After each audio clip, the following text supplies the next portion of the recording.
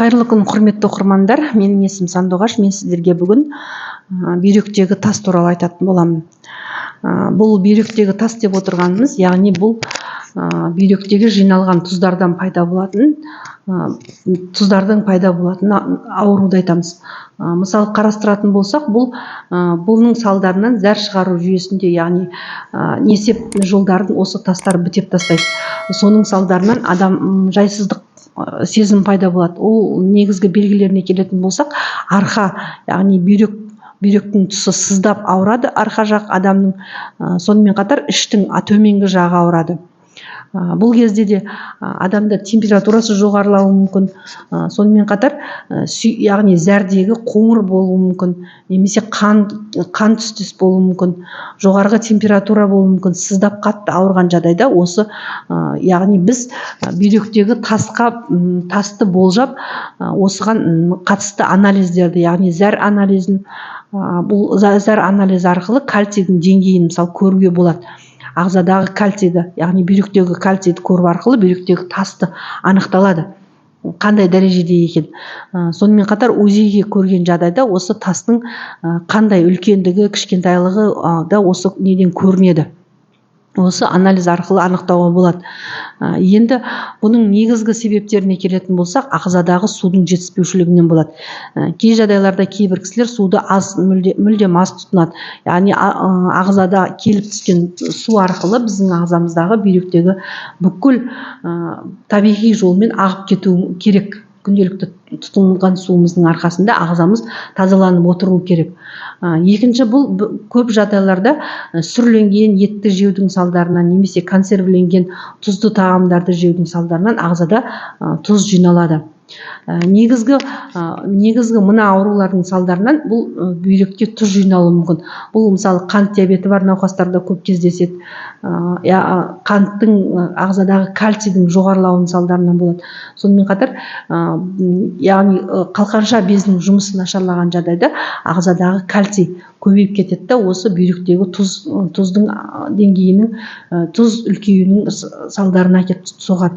Сонымен қатар иммунитеттің тапшылығы, сонымен қатар витаминнің ағзамыздағы В витамині мен А витаминінің жетіспеуінің салдарынан осы бүйректегі тастарға әкеліп соқтырады. Енді бұл тіпті мысалы алатын болсақ, бұл зәр шығаратын кезде, кіші дәретке отыратын кезде сыздап қатты ауыратын жағдай болады. Сіз сол кезден бастап мысалы бүйректегі тасқа күдік ұстасаңыз болады. Сол арқылы сіз өзіңізді бірінші кезекте терапевт, нефролог дәрігерге көрінсеңіз болады.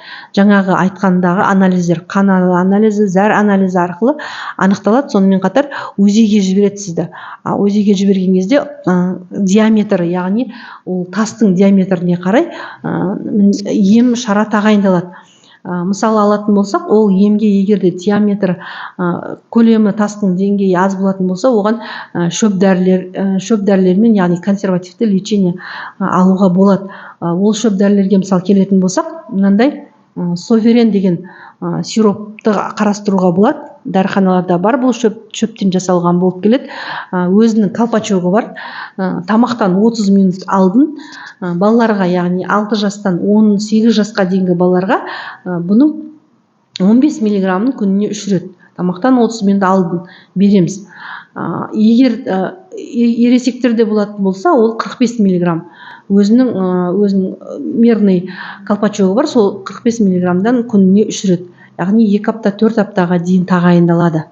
Осы дәріні ішіп көрсеңіздер болады, егер бүйректеріңізде жаңағындай белгілер болатын болса. Яғни зәрдің шығуы қиындаса, кіші дәретке барған кезде қатты бір ауырсыну, арқаның, белдің ауырсынуы, температура, зәрдіңдегі қанды байқаған жағдайда, беліңіз ауырып, сыздап, температураңыз көтеріліп, осы бір кезең 1 аптаға созылатын болса, сіз міндетті түрде бүйрегіңізді тексертуіңіз керек. Анализ, қан анализі және зәр анализін тапсыруыңыз керек. Сол жағдайда сізге тастың деңгейіне қарап, осы бір препаратты қолдансаңыз болады.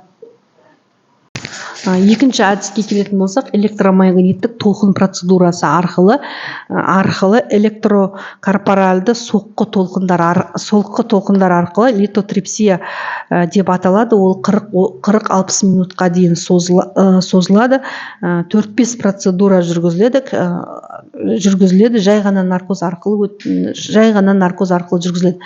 Одан кейінгі әдіс энтерокорпоральды литотрипсия. Бұл да наркоз арқылы жасалатын процедура, яғни тастарды лазерлі хирургия арқылы үгітіп ағзадан шығарып жіберуге көмектесетін әдістің бірі болып келеді.